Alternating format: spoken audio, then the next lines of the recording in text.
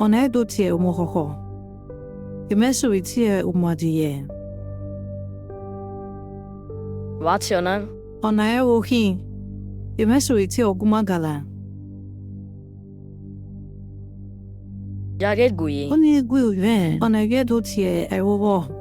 Et mes souhaitiers luke. On a vo. Gui. Ube. Womenati yekaya. On est d'autres au kegui. Nihiri wabe moe. On est aussi en idée de nayak bitan we. Et guizik papa no ye zion. Ome amonvi nuga wonweni ele doa. Gimaele kinat benemiji ututoman. Laho, wale mnyamia ya lilima. Oi vi kuma gai video na. Tami cannot buy my elbow. This is Citadel of Edo Language. Wadiala zedu.